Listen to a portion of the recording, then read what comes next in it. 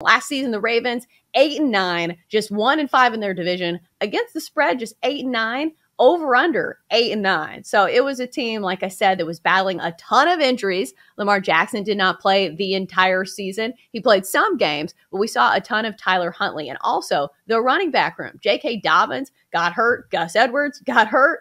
So I think the bottom line for me is when you are looking at a team that had so many injuries, one of the most injured teams in the entire NFL last season, obviously they're going to be better. But the problem is, it's kind of built into the number because the books do like the Ravens quite a bit this season. The over 9.5 wins juiced to -160, -175 to make the playoffs, and +150 to win the division. So, Jenks, are there any bets on the board where you think there's still some value on the Ravens?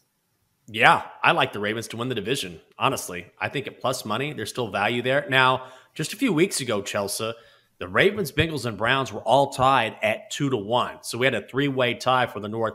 Stay away from the Browns. This is my weekly reminder. Do not bet on the Cleveland Browns. Deshaun Watson is going to be suspended for at least 6 games, maybe the entire year. So do not bet on the Cleveland Browns. They're not going to win this division. It's not going to happen. I think people are hot on the Bengals because of what they saw last year, and I get that. But the Ravens are a team, and now we're seeing the odds start to bear this out. Chelsea, how many times last season, what was it, 3 different times they went for 2 and could have easily won those games, went for the win instead of the tie and failed?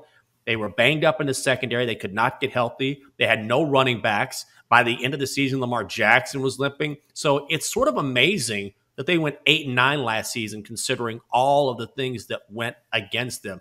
I love John Harbaugh as a head coach. He's been there for a long time and for good reason. And I think the Ravens are going to have a fantastic season. I expect a big bounce back year from Lamar Jackson. People just miss Lamar Jackson like he's just some guy now. He's a former MVP, and he's been playing banged up. I think he's going to be great this year. I expect him to continue to improve as a passer, and he's a much better passer than people realize anyway. So, yeah, I'm big on the Ravens this year. He will be without Hollywood Brown this season, which I do think is a big hole in that offense because he was the down the field threat for the Ravens. But still, there are plenty of weapons for Lamar Jackson. And plus, it's a team that still primarily likes to run the football. They are so tough to stop when they have that rush attack of if J.K. Dobbins is healthy and Lamar Jackson, one of the premier running threats in the NFL, despite being a quarterback. But here are the limitations for the Ravens, in my opinion. I think they're going to be a great regular season team, but I still think there are question marks for me when it comes to the Ravens and winning the AFC. We just haven't seen it. They are one of the best teams in the NFL at beating up on some of these bad teams, but I'm not sure if, that rush attack and that offense, if they can't get the ball down the field as much as they did, in previous years, they're going to have real trouble coming out of the AFC, in which we see these really prolific offenses led by some of the best quarterbacks in the league, Josh Allen, Patrick Mahomes, even Joe Burrow. I think the key for the Ravens this year is that secondary. And this is a Ravens defense that historically is always very good. That's what the Ravens do. So, number one, they're not going to be nearly as banged up as they were last year when they had the worst pass defense in all of the National Football League. So they can't get any worse. Number two, I love the fact that they drafted Kyle Hamilton out of Notre Dame, who can do it all. Is a great draft pick at 14. I think he instantly makes them better. And so if you have an improving defense and I think some underrated weapons, which they have, I really think they can do some damage. And I know you mentioned Hollywood Brown, but we were talking about this in the chat, Chelsea. I think Hollywood Brown is overrated, like in a big way. The reason why Kyler Murray wanted to play with Hollywood Brown is because they played together at Oklahoma. This isn't college football. This isn't the Big 12. This is a National Football League. And I do think they are going to have some weapons step up. They need Rashad Bateman to become that guy that they expected when they drafted him out of Minnesota. I didn't cover, but I followed Devin Duvernay quite a bit at Texas. He catches everything. I think he's going to be better. And Mark Andrews is a complete stud at tight. He is their best receiver. The most reliable receiver is Mark Andrews. So I do think the Ravens, even though they're a run-first offense, if they have that defense step up, particularly in the secondary, I just keep going back to the fact that I think they're going to be the best team in this division. I think Hollywood Brown can be a touch overrated without saying that, he's not going to be missing this offense, because as good as Mark Andrews is, like, he's a tight end. So it's not it's a different role that Hollywood Brown was taking over. If you remember betting on longest reception props, it was usually Hollywood Brown that was running those routes down the field. So I think he will be missed in that offense. Yeah, maybe the Cardinals overpaid for him or whatever. I don't think he's DeAndre Hopkins by any stretch of the imagination, but I do think that Lamar Jackson will be missing Hollywood Brown. But looking at the rest of this division, I feel like we have not talked a ton about the Bengals. Do you think that there is a scenario in which the Bengals overtake the Ravens in the AFC North? Oh, it could certainly happen. I wouldn't be stunned. I'm just not as sold on the Bengals. I think the Bengals are going to be good for a long time, and I think they put together an incredible core of players, and clearly they have Joe Burrow, who's going to be a stud for a long, long time. I just keep going back to the fact that the Bengals, as great as they were with that Super Bowl run, and they've improved their offensive line, which was the one thing they had to do during the offseason because Joe Burrow just got thrown around like a rag doll for most of the year. So it's amazing that he made it through the season unscathed. But overall, I do think that we're indulging in a little bit of recency bias based on what we saw during that playoff run. And remember, Chelsea, the Bengals needed a lot of help to sort of get there in that they were a play away against Las Vegas to losing that game against the Raiders at home.